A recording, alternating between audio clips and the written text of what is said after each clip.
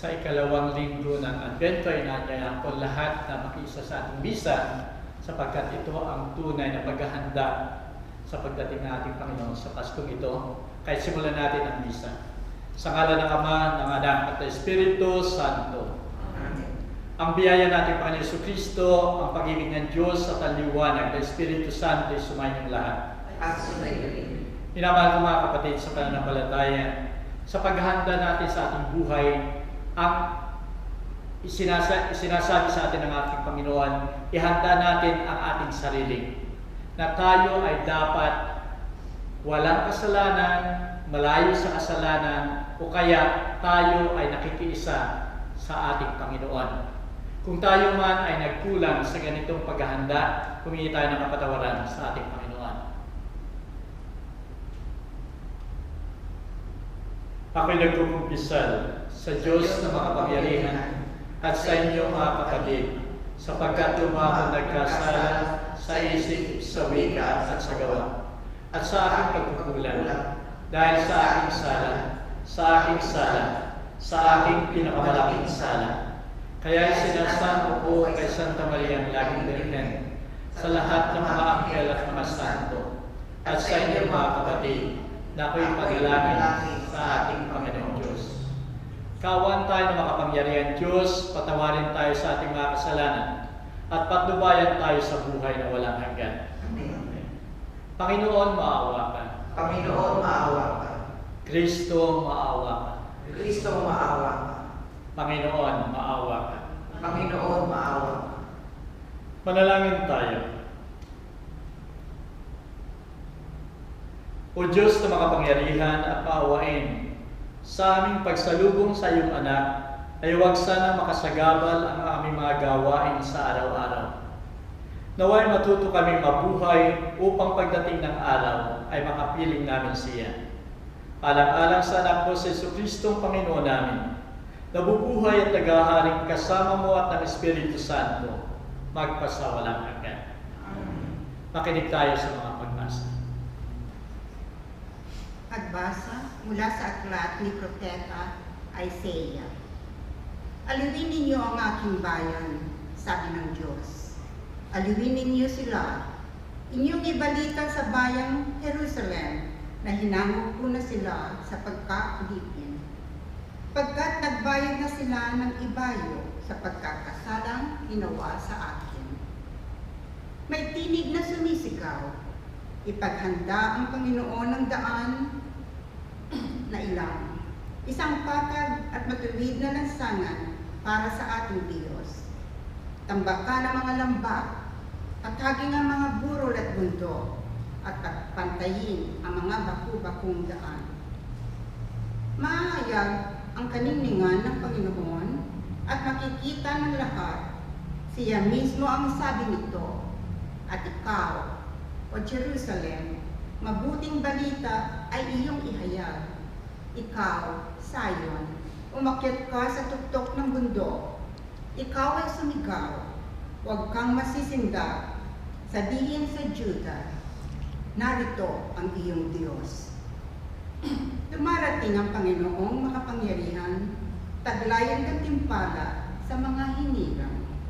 At tulad ng pastor, yaong kawan niya'y kakalingain sa sariling bisig. Yaong mga tupay kanyang titipunin, sa kanyang kandungan ay pagyayamanin at pagpapatubayan ang tupang may supling. Ang salita ng Diyos. Salamat sa Diyos. Salmo Responsorio. Ipakita mo sa amin ang iyong awa, O Panginoon, at iligtas kami. Ipakita mo sa amin ang iyong awa, O Panginoon, at ligtas kami. Aking naririnig magmula sa puon ang sinasalita. Sinasabi niyang ang mga lugod niya'y maging payapa. Kung magagsisi at di babalik sa gawang masama, ang nagpaparangal sa pangalan niya'y kanyang ililigtas. Sa ating lupain ay mananatili ang kanyang paglinga. Ipakita mo sa amin ang iyong awa, O Panginoon, at iligtas kami. Ang pagtatapatan at pag-iibigay magdadaog palad, ang kapayapaan at ang katwiray magsasamang ganap.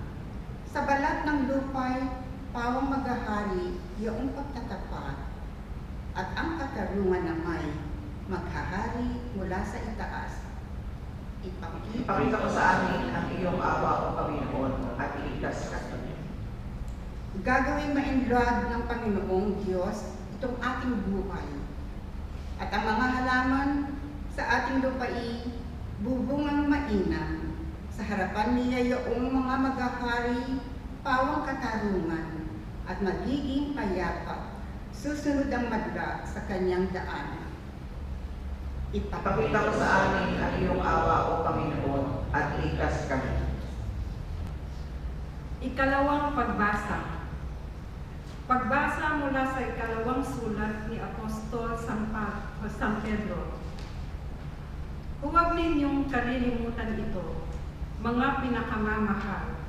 Sa Panginoon, ang isang araw ay 1,000 taon, at ang 1,000 taon ay isang araw lamang. Ang Panginoon ay hindi nagpapabaya sa kanyang pangako tulad ng inaakala ng ilan. Hindi pa niya tinutupad ang pangako iyon alang-alang sa inyo. Binibigyan niya ng pagkakataon ang lahat na makapagsisi at magbalik loob sa Diyos, sapagkat hindi niya nais na kayo'y mapahamak. Ngunit ang araw ng Panginoon ay darating na tulad ng isang magnanakaw. Sa araw na iyon, ang kalangitan ay biglang mapaparang na may nakapangingilabot na ubong. Matutupok ang araw, buwan, at mga bituin, at ang lahat sa lupa ay malalantad.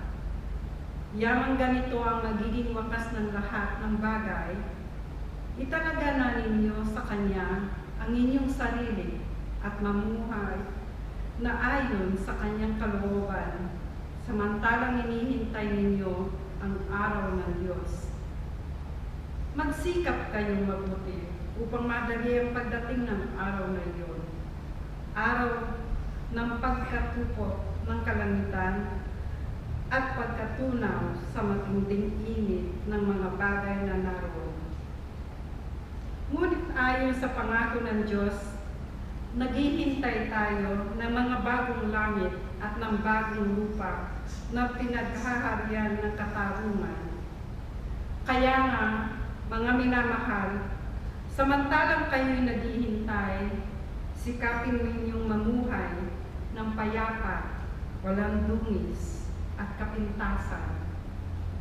Ang salita ng Diyos. Salamat sa Diyos.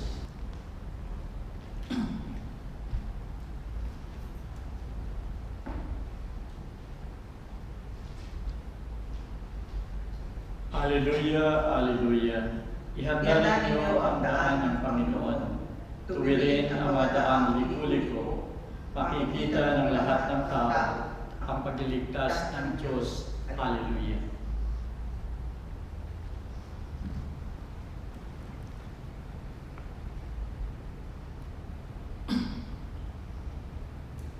Sumayin niyo ang Panginoon. At sa iyo. Ang pagbasa sa Banal na Ebanghelyo ayon kay Marcos. Luwalhati sa iyo, O Panginoon. Pasimula ng Ebanghelyo ni Jesucristo na anak ng Diyos. Ito nakasulat sa Propeta Isaias. Masdan mo, ipauna ko sa iyo ang aking sugo upang ihanda ang daraanan mo. May isang tinig na sumisigaw sa ilang. Ihanda ninyo ang daan ng Panginoon. Patagin ang kanyang mga landas. Alinsunod sa pangungusap na ito, dumating si Juan Bautista sa ilang na nangangaral ng tungkol sa binyag ng pagsisisi sa kapagpapatawad ng mga kasalanan. Dinumog siya ng buong Judea at ang lahat ng taga-Jerusalem. At sila'y nagpabinyag sa kanya sa ilog Jordan na naghahayag ng kanilang mga kasalanan. Si Juan ay nararamta ng balahibo ng kamelyo at may bigkis na katad. Kumakain siya ng mga balang at kulot-pukyutan sa gubat. Sa kanyang aral ay sinasabi ito, "Dumarating ng kasunod ko ang isang lalong makapangyarihan kaysa akin. Hindi man lamang ako karapat dapat na yumukod sa kanyang harapan upang magkalag ng tali ng kanyang mga pangyapak. Binibinyagan ko kayo ng tubig, ngunit bibinyagan niya kayo ng Espiritu Santo." Ang salita ng Diyos. Purihin ka, O Kristo. Minamahal ko mga kapatid sa pananampalataya, napakahalaga ng balita. Lalong-lalo na sa panahon ng COVID-19 o pandemya. Gusto nating malaman kung anong nangyayari sa ating paligid. Gusto nating malaman nasaan ba yung virus na yan. Ilan na ba yung mga cases? Ito ba'y nasa ating paligid? Nung simula nga ang mga balita ay kung saan ang galing, mayroon na bang vaccine, ang lahat na ito napakahalaga para sa atin upang magkaroon tayo ng katulad natin pamumuhay dati bago mag-COVID-19. Sa Pilipinas o saan man, kung may bagyong dumarating, kailangan natin ng balita para sa ating paghahanda. Gaano ba kalakas ang bagyo na yan? Ito ba ay hangin? Ito ba ay baha o ulan? Dito nakasalalay ang ating paghahanda. Sa araw-araw nating pamumuhay, kailangan nating malaman kung ano ang nangyayari sa ating paligid para ang lahat ng kilos natin, lahat ng gagawin natin ay nakasalalay sa mga nangyayari sa ating paligid. Pero ang mahalaga, sino ba nagbibigay ng balita? Ito ba ay credible na mga tao? At yung balita ba niya ay totoo o hindi? Sa Pilipinas, noong mga nakaraang mga buwan, may mga issues na yung mga fake news na dumarating at ito ay nakakasira sa mga mamamayan, sa mga nangyayari sa ating paligid.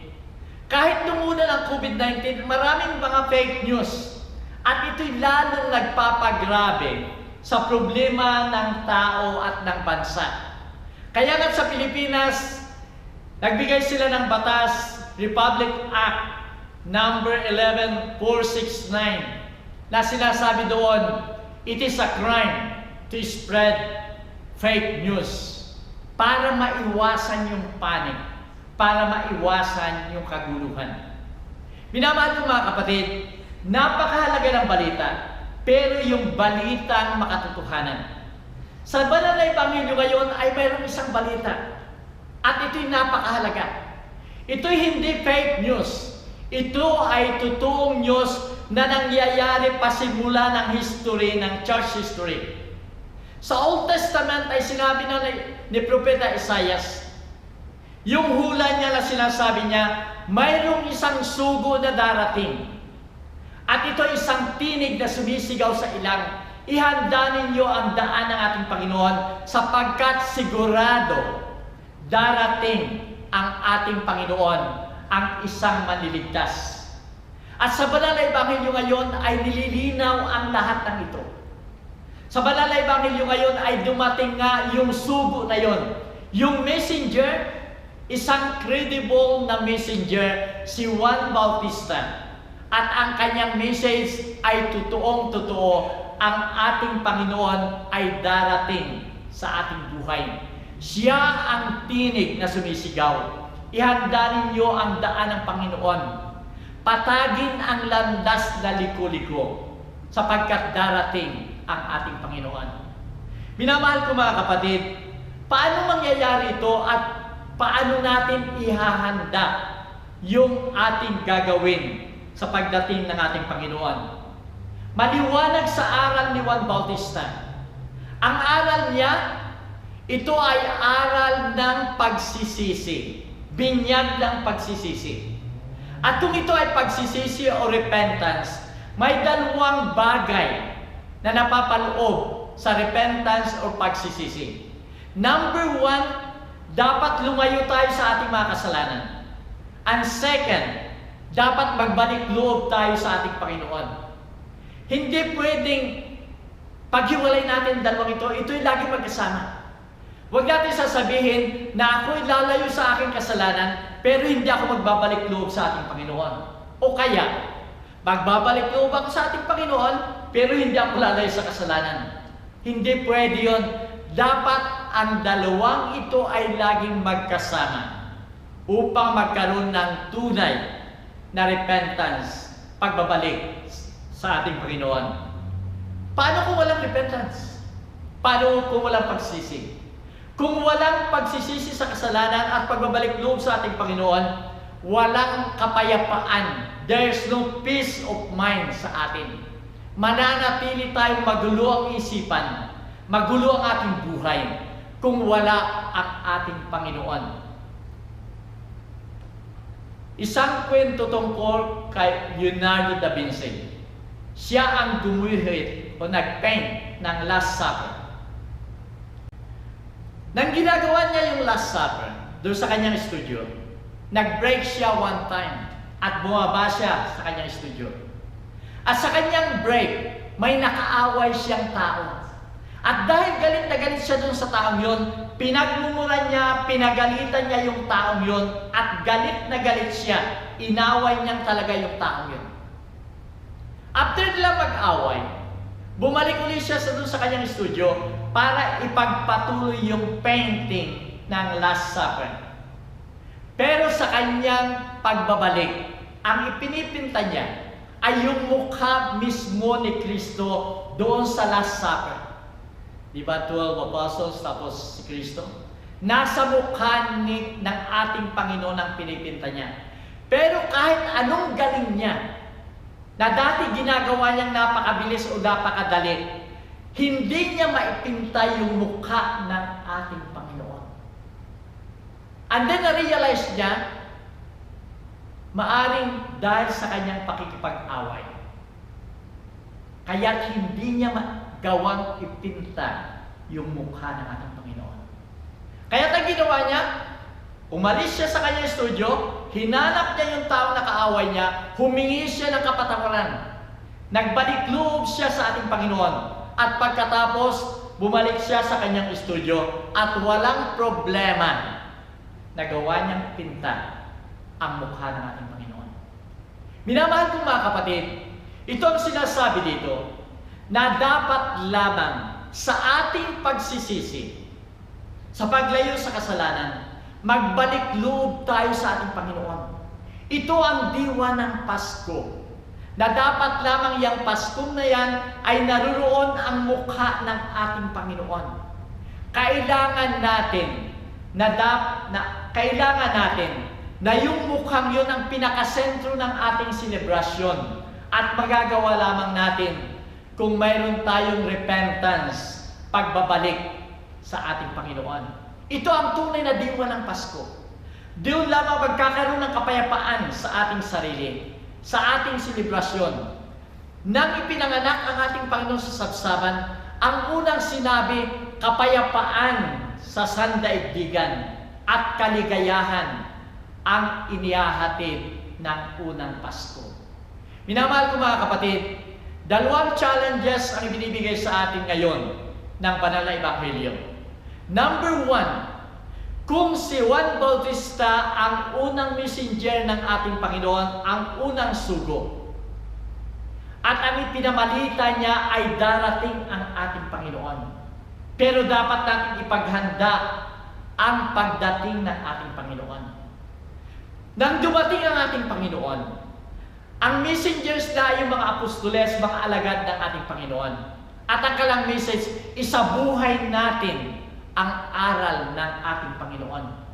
Sa kapanahunan natin ngayon, ang challenge sa atin, tayo ang mga messengers. Tayong lahat ng mga binyagan ay mayroong isang misyon, katulad ni Juan Bautista at ng mga alagad ng ating Panginoon. Sana sa ating pagdating ng Pasko sa ating buhay. Yung message na yon na darating ang ating Panginoon, hindi lamang sa ating sarili, kundi sa ating kapwa, ay maibigay natin sa lahat ng tao. Ito ang misyon natin. Kaya nga't huwag lamang tayong mag-concentrate sa mga material na bagay, yung mga regalo natin, Christmas card o anumang pagbati. Sana sa pagbati na yan, sa pagbibigay natin ng regalo natin, ay hindi material na bagay lamang ang naroon, kundi yung tunay na aral ng ating Panginoon, pagmamahal, pagpapatawad, pagtanggap at pagtulong sa mga nangangailangan. Sana yun ang naroon sa ating mga regalo, sa ating pagbati, sapagkat ito ang tunay na diwa ng Pasko at yun lamang ang magagawa natin bilang messengers ng ating Panginoon. And secondly, ang challenge sa atin, yung repentance. Hindi natin magagawang maibigay yung tunay na kapayapaan sa ating kapwa kung tayo mismo ay walang kapayapaan sa ating kapwa. Sa ating paghahanda sa Paskong ito, sikapin natin gawin yung dalawang bagay sa repentance, pagsisihan ng mga kasalanan, magbalik loob tayo sa ating Panginoon. At kung ang ating Panginoon ay nasa ating buhay, doon lamang dadaloy ang ating Panginoon pasimula sa atin, papunta sa ating kapwa. Kung magagawa natin ang lahat ng ito ang tunay na paghahanda sa selebrasyon ng Pasko.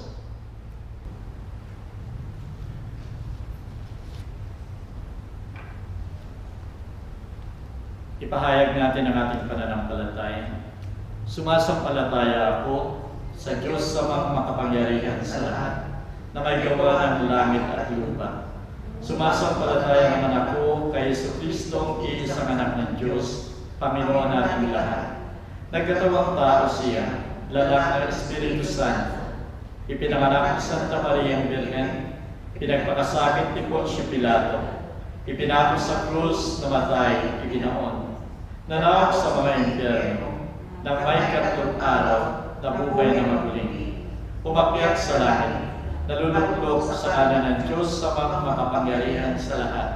Doon magmumula, palilito at hukom sa nangabubuhay at nangamatay na tao.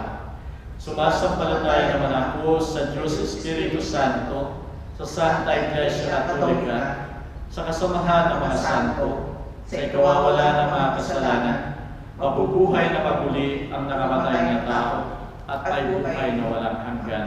Amen. Panalangin ng bayan. Tapat ang Panginoon at hindi niya ipinagpapaliban ang pagtupad sa ipinangako niyang kaligtasan. Buong loob tayo manalangin at sagutin natin ang kahilingan. Panginoon, ihanda mo kami sa pagdating ng iyong anak. Panginoon, ihanda mo kami sa pagdating ng iyong anak. Katulad ni Juan Bautista na umakay sa mga tao para makilala si Jesus, naway maituro ng simbahan na si Jesucristo ang taming tagapagligtas at Panginoon ng kasaysayan. Manalangin tayo. Panginoon, ihanda mo kami sa pagdating ng iyong anak. Maranasawan ng nawa ng mga matagal nang hindi tumatanggap ng sakramento ng kumpisal, ang galak at pag-asang hatid ng Adbyento. Manalangin tayo. Panginoon, ihanda mo kami sa pagdating ng iyong anak. Naway makatanggap ng tulong ang mga nagdaranas ng kahirapan dahil sa COVID-19 at sa mga nakaraang bagyo sa Pilipinas. Manalangin tayo. Panginoon, ihanda mo kami sa pagdating ng iyong anak. Naway makita namin si Maria bilang buwaran at gabay sa pagpatuloy namin sa magandang gawain ni Kristo sa kasalukuyang panahon ng pandemya. Manalangin tayo. Panginoon, ihanda mo kami sa pagdating ng iyong anak. Para sa mga nagtaga ng kanilang sarili sa buhay relihiyoso, naway ihanda nila ang daraanan ng Panginoon sa pamamagitan ng paglilingkod sa kanilang kapwa. Manalangin tayo. Panginoon, ihanda mo kami sa pagdating ng iyong anak. Patuloy nawang bigyan ng ating Panginoon ng lakas ng katawan at pag-iisip ang mga doctors, nurses at mga frontliners sa kanilang paglilingkod sa lahat. Manalangin tayo. Panginoon, ihanda mo kami sa pagdating ng iyong anak. Ipanalangin din natin ang ating pansariling intensyon.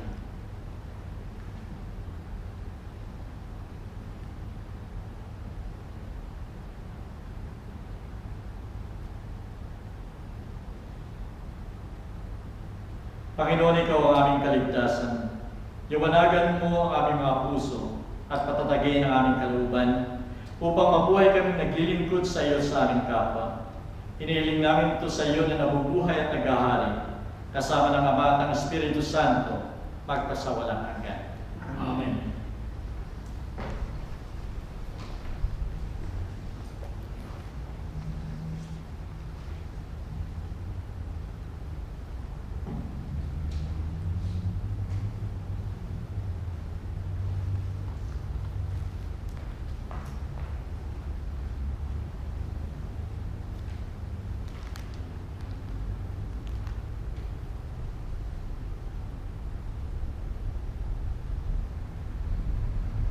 Purihin ka, Panginoon Diyos, ng lahat ng kinapal sapagkat siyang kabutihan ay tinanggap namin ang tinapay na inialay sa iyo. Nagaling sa lupa at pinagpaguran ng tao upang maging tinapay na magdudulot sa amin ng buhay na walang hanggan. Purihin at ipagtangal ang Diyos magpakailan.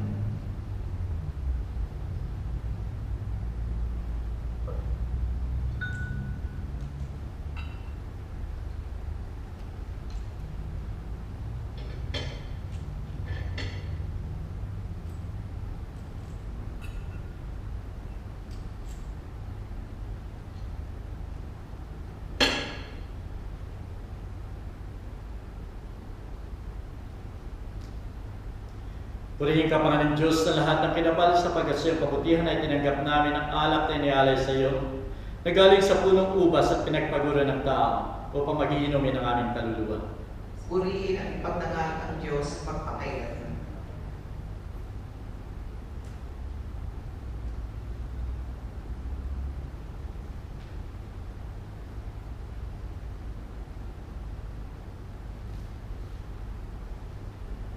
Manalangin kayo mga kapatid, upang ito ating sakripisyo maging kalugod-lugod sa Diyos amang makapangyarihan.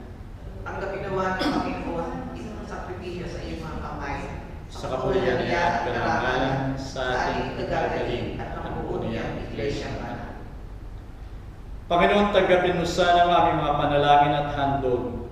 Ipagkaloob mo na ang hindi namin kayang gawin ay ito pa rin sana na iyong awa, alang-alang kay Kristo aming Panginoon. Amen. Sumayin niyo ang Panginoon. At sumayin. Isipin ninyo at mahalin ang Diyos. Iniisip namin siya at minamahal. Pasalamatan natin ang Panginoon natin Diyos. Marapat at matutulis. Tunay ngang marapat at matuwid ang pagpatagagaling na magpasalamat kaming lagi sa iyo, Amang Banal, Diyos na makapangyarihan at walang hanggan, alang-alang kay Jesucristo ng aming Panginoon.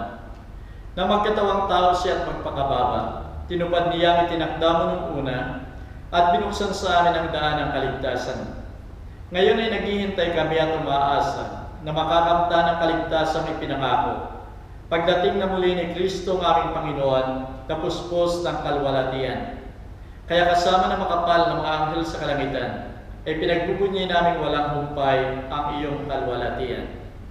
Santo, Santo, Santo Panginoong Diyos na makapangyarihan, napupuno ang langit at lupa ng kalwalatian. Husana sa kaitaasan, pinagpala na paririto sa ngalan ng Panginoon.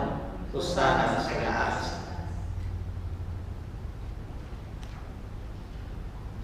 Ikaw nga, Panginoon, ay tunay na banal at siya'y nagmumulang lahat ng kabanalan. Basbasan mo sana mga kaloob na ito sa pamagitan ng iyong Espiritu, upang sa aming kapapanuto ay maging katawan at dugo ni Jesucristo aming Panginoon. Bago siya pahirapan ng pagpakasakit, kinuha niya ang tinapay. Nagpasalamat sa iyo. Hinati yun at ibinigay sa kanyang mga alagad na ang wika. Tanggapin ninyong lahat ito at kanin. Ito ang aking katawan na ihahandog ng dahil sa inyo.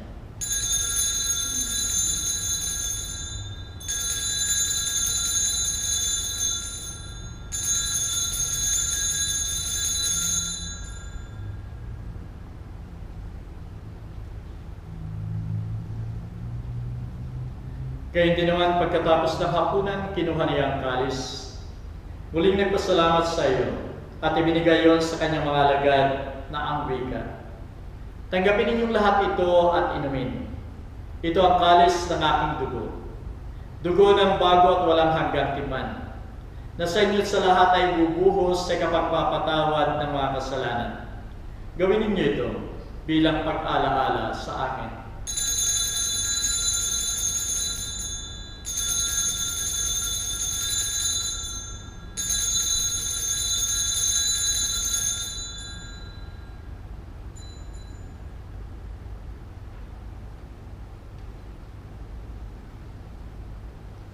Ipagdangal natin ang sakramento ng ating pananampalataya. Si Kristo'y namatay, si Kristo'y nabuhay, si Kristo'y babalik babalik sa wakas ng panahon. Kaya sa pagligtas sa kamatayan at muling pagkabuhay na iyong anak, inaalay namin sa iyo, Ama, ang tinapay na nagdudulot ng buhay at ang kalis na nagbibigay ng kaligtasan. Nagpapasalamat kami sa iyo sapagkat minarapat mo kami tanggapin sa mahal mong harapan upang maglingkod sa iyo. Pakumbabang sinasama namin na kami makikinabang ng katawan at dugo ni Kristo ay pag-isahin ng Espiritu Santo. Alalahanin mo, Panginoon, na iyong simbahan sa buong daigdig. Kasama Santo Papas Francisco, ang aming Arsobispo si Anthony at lahat ng mga pare. Gawin mong ganap ang iyong simbahan sa buklod ng pag-ibig. Alalahanin mo rin ang aming mga kapatid na nahimlay na umaasang muling mabubuhay at lahat ng mga yumao. Tanggapin mo sana sila sa maluwalhati mong harapan. Maawa ka sa aming lahat. Gawin mo kaming marapat na pumasok sa buhay na walang hanggan, kasama ni Maria Berengina ng Diyos, kasama ng mga apostol at lahat ng mga banal, na tumupad na iyong kalooban sa lahat ng panahon upang magpuri sa iyo, alang-alang kay Jesucristo ang anak mo. Sa pamagitan ni Kristo, kasama niya at sa Kanya, o Diyos namang makapangyarihan, ikaw ay pinupuri at pinagdarangal, kaysa na Espiritu Santo, magpasawalang hanggan. Amen.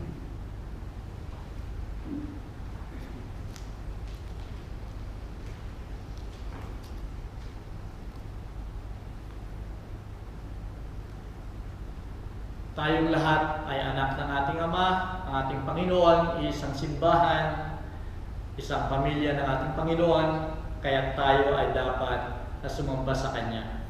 Ama namin, sumasalangit ka, sambahin ang ngalan mo, papasa amin ang kaharian, sundin ang loob mo dito sa lupa para sa langit.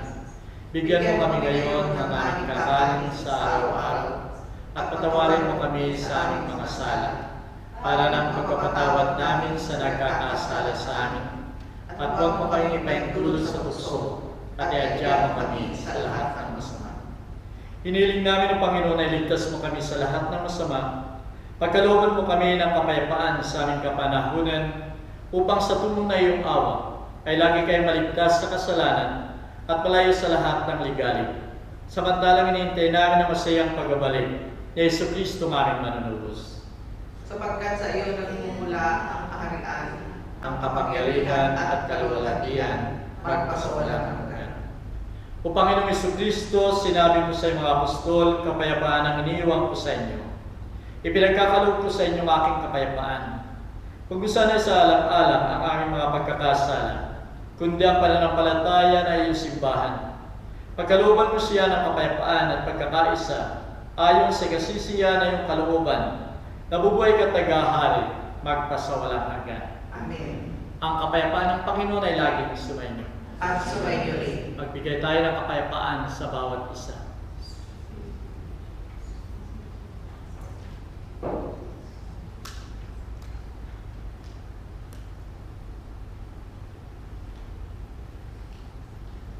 Kordero ng Diyos, nag-aalis ng mga kasalanan sa libutan, maawa sa amin. Kordero ng Diyos, nag-aalis ng mga kasalanan sa libutan, maawa ka sa amin. Kordero ng Diyos, nag-aalis ng mga kasalanan sa libutan, Ipagkaloob mo sa amin ang kapayapaan.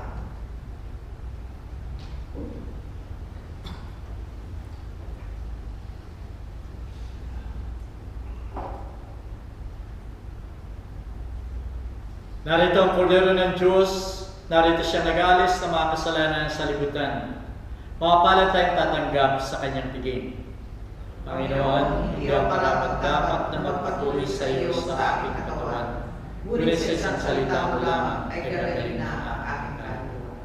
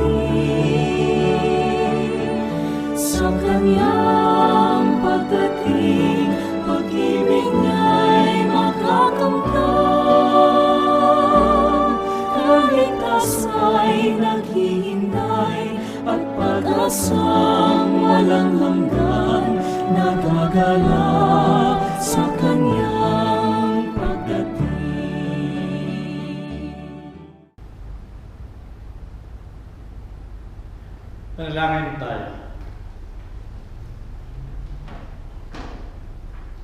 Tinanggap namin ang pagkain ng kaluluwa. Hiniling namin, Panginoon, na sa tulong ng misteryong ito ay turuan mo kami na gamitin ang mga bagay na makalupa ng ayon sa iyong kalooban, upang makamtan ang mga makalangit, alang-alang kay Kristo aming Panginoon. Ako nagpapasalamat sa pagdalhin niyo sa misang ito kung saan man kayo naroon. Ako rin ay nagpapasalamat doon sa mga nagbigay ng tulong para doon sa mga nabaha na bagyo sa Pilipinas, at patuloy natin silang tinutulungan. Kaya't yung appeal ko ho para tulungan sila ay nananatili. Sana tulungan natin sila sapagkat nangangailangan pa rin sila ng tulong hanggang ngayon.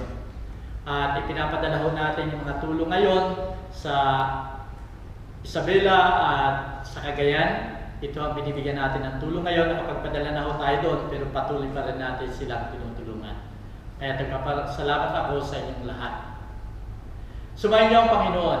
At sumayo rin. Naway pagpalain kayo ng makapangyarihan Diyos Ama, Anak at Espiritu Santo. Humayo tayong mapayapa, tapos na ang misa. Salamat sa Diyos.